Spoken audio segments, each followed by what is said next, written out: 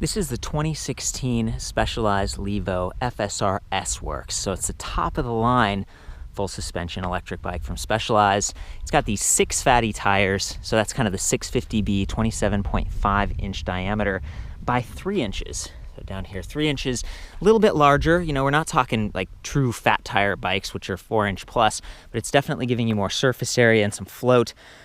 Speaking of float, this Fox float mid suspension, and it's got this really cool auto sag feature where you pump it up and then you just press down on the little red valve, and it sort of automatically senses the right air pressure to just add comfort and align things perfectly. We've got an air fork up front, RockShox Pike.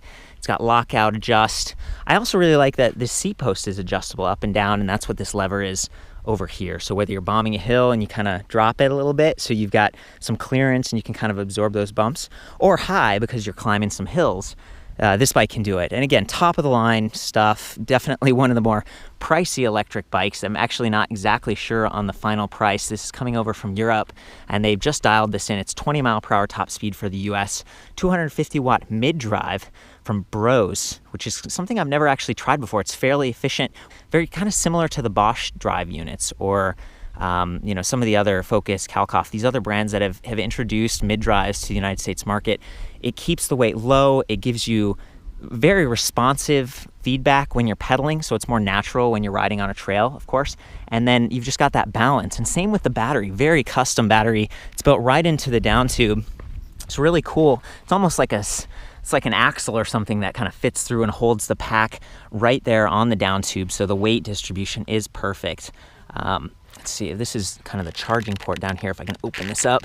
Yeah, look at that. It's got the energy bus standard, kind of magnetic. You can charge it on or off the bike, which is going to help you reduce weight if you're transporting this thing around. I love that they've even managed to fit a bottle cage on this. And then there's a little kind of a tool holder here. So it's just really, it's like kind of got everything that you could want. A lot of times you compromise when you go to an electric bike.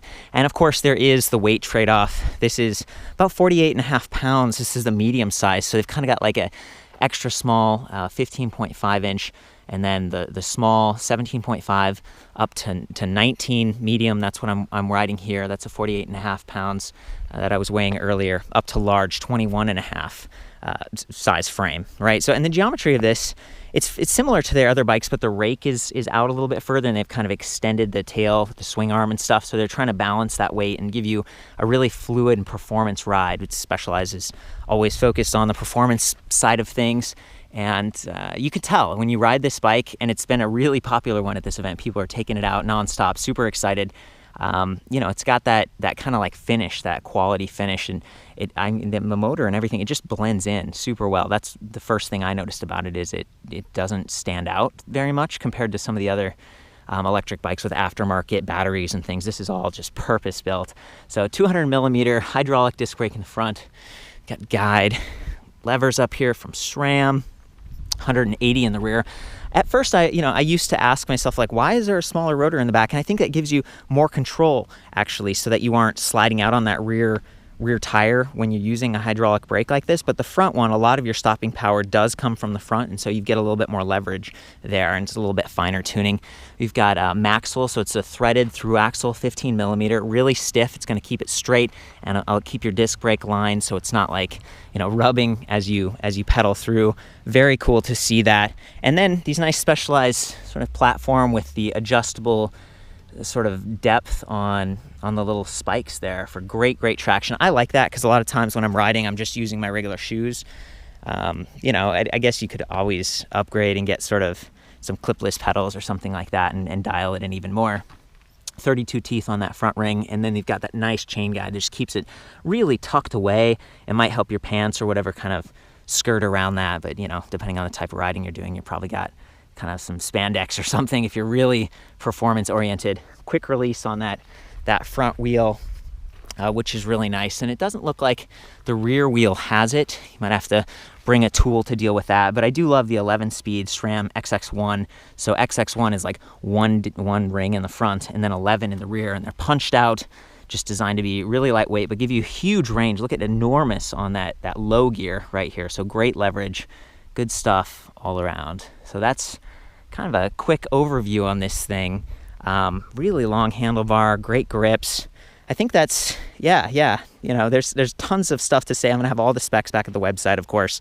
And this is the top of the line one, but the drive systems are similar. So we talked about 250 watt mid-drive gross motor. The battery pack is 36 volts by 14 amp hours for 504 watt hours. So pretty good. You know, that should give you excellent range. One of the things I've noticed, you know, about just the control setup here is that it's so minimal.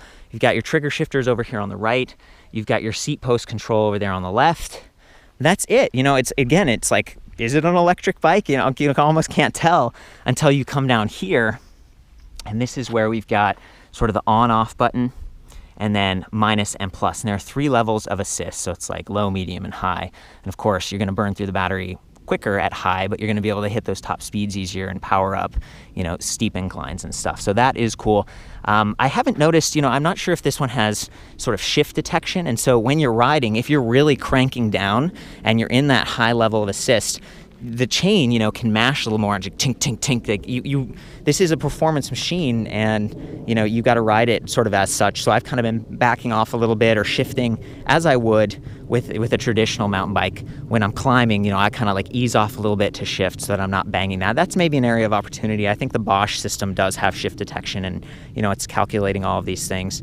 Again, there's several levels of this bike. This is the top of the line one, so it might be time to just hop on this thing and give it a ride, scoot around. I'm just gonna like hop on and try to set this up for the highest level of assist. Kind of hear it beep. There we go. Smoothly taking off here, absorbing those bumps. Can't even really hear it. Whoa. Swap up the camera side here.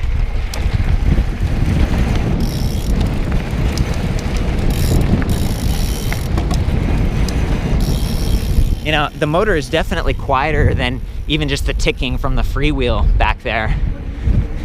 And it's getting me going. You know, yeah, you really get going in no time. And I think we're up just about that 20 mile per hour, and then it sort of eases out. Yeah, very satisfying.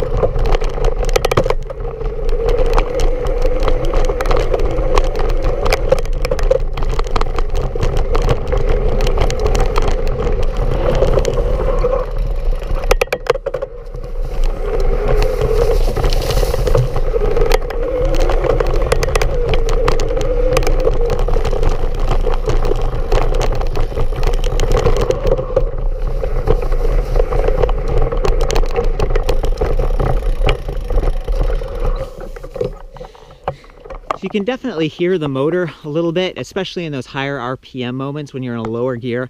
You hear that gear mashing when you're shifting up. especially from those low gears to high, and like tink, tink, tink. Also, you know, as far as motor power, I was experimenting. I think it must be a combination of cadence and then torque sensing, because I wasn't able to get the motor to activate when I lifted the bike and pedaled. But then, of course, once I'm actually on it and I'm pedaling, it's rolling, and I'm putting in some of my own energy, it starts to really accelerate.